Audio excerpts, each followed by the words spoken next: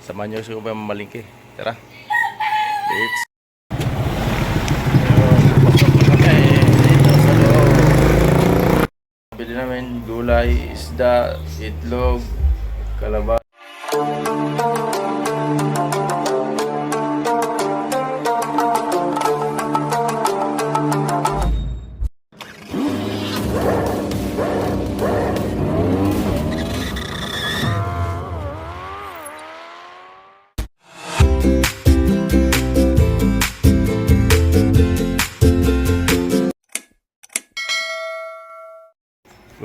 Good morning, panibagong araw, panibagong vlog na naman tayo. Update lang tayo ngayon sa araw ngayon na samahan nyo ko ba mamalingki.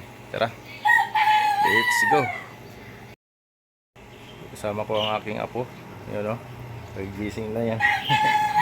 Wala pa sa mood. Let's set out. Let's, good morning.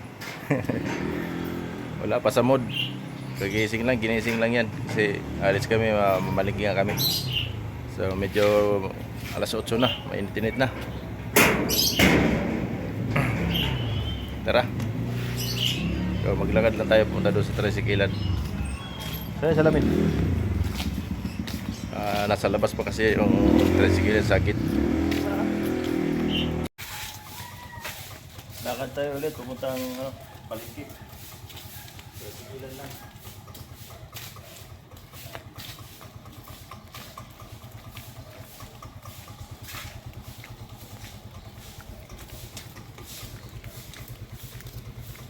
Yan, suhat san.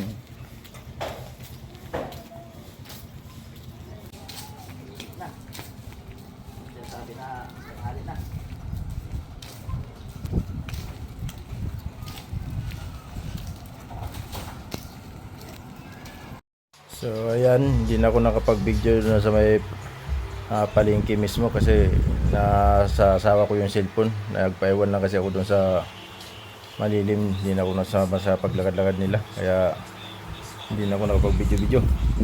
So ayun, napauwi na lang kami niya, nasa tricycle na kami, saka ako nakuha yung cellphone. Di natin nakita yung area ng palengke na dito sa Wellington. So ayan, binidyo ko na lang tuloy yung tricycle na nakasakay ako. Pauwi na kami niyan.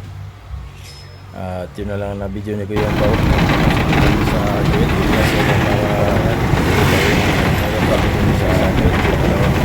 papasok dito sa phase 12 na. So kung saan na area dito na bahay ni Utol, yan kaliwa lang tayo dyan, yung phase 12. So dito lang, malapit lang yan, may gwardiya. At wala ka na ibang lalabasan dyan kundi paikot-ikot lang yan sa loob. So hanapin mo na lang yung area kung saan street, anong number ng bahay. Hindi ka na maliligaw dyan, hindi ka na makakalabas ng ano dyan. So, wala kang lalabasan kundi dyan lang paikot-ikot ka lang. Ayun. So ayun, malapit na tayo. Sanghams pa. So ayun, dito na kami, bahay. Medyo mainit na, konti lang naman nabili namin palengke. Kamuti lang sana nabiling ko, at balanghoy, at saging. Konti lang yung nabili natin. Nabili namin gulay, isda, itlog, kalabasa, kamuti, saka isda. Yan, halagang 400. Ayan, malungkot pa yung aking bugoy. Medyo mahal nga yung bilihin dito sa Wellington. Imos na ito, Wellington. Medyo mahal.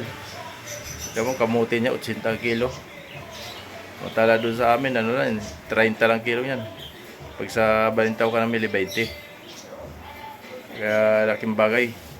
So wala tayong magagawa kasi sila nagtinda. Alam naman tinda nila na walang tubo, di ba?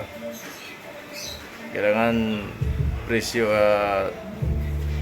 bawasan mo pa ng pamasahe ng tricycle, sakyan, siyempre tubuan mo pa, o di tama-tama lang mga 1/4 ng tubo nila, sakto lang.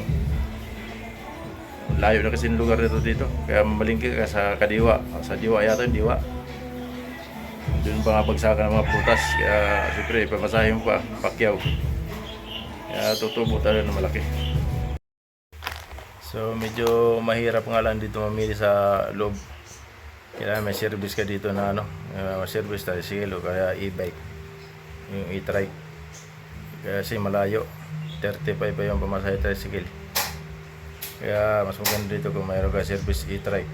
Para karamihan dito kasi yung mga service sila e-trike. Kahit na may mga matatanda na akong mga bagay tayo ng mga subdivision kasi subdivision naman ito papunta palengke. Mayroon na silang service, din na silang masahe ng tricycle. Kahit mga matatanda na pwede mag e-trike, mga babae na hindi marunong mag-bike yan kasi kaupo lang naman yun may atras. Kaya karamihan dito naka e-trike sila. Kaya grabe, ginto yung bilihin dito sa Wellington. Isda, mahal. Mga gulay nga lang, tsaka yung kamote, mahal. Saging. Hindi katulad sa Maynila dito sa amin sa Malabot, talagang makabili ka ng mura. Sandaan mo ako. Marami ka na mabibili. Yung kamote doon na binibili ko, pati yung saging 20. Saging 20 lang kilo, 18. Dito mahal ang saging 70. Dahil maganda. Kamote, magkano kilo kamote? Kamunting kahoy nga. Tinanong ko ng kamote, 70. 80 kilo. Si 20, 80. Tapos yung 30. Kamunting kahoy. 30 kamote kahoy, ang mura kamote kahoy. So, yun lang. Shout out sa mga negosyante na ganyan ka mahal kasi hindi naman nila ibinta yan kundi mahal kasi bawiin nila yung puhunan. Kailangan naman parehas lang, di ba? Ganun talaga. Kasi mamimili yan din sa Kadiwa, malayo.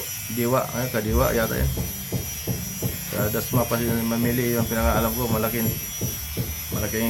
bagsakan ng gulayan din sa Kadiwa. Siyempre, pupunta pa doon, pamasahe. Di ba? Pamasahe sa mga sakyan. Kaya, patong-patong na yan. Salamat talaga kung may 1/4 pa silang, tapos ilang araw pa mabinta, di ba? Kaya, hindi pa mabinta agad. Ilang araw pa yan bago maubos. Kaya, ganun talaga negosyo. Patong-patong lang. Ako negosyante sana kaso walang puhunan. Negosyante din ako. Pag namuhunan na tayo, doon na tayo Okay, hanggang dito lang ang aking vlog. Maraming salamat sa inyong subaybay sa aking vlog. At sana mapanood nyo hanggang dulo. At walang exit sa aking ads para makatulong kayo sa kinumin ni Kuya Yambaw. At kung hindi pa kayo nakasabay Kuya Yambaw, please subscribe and pwede doon notification bell para update kayo sa aking videos na walang kabuhay-buhay pero may buhay. Hindi pa sikat pero laos na si Kuya Yambaw. Alright, bye-bye.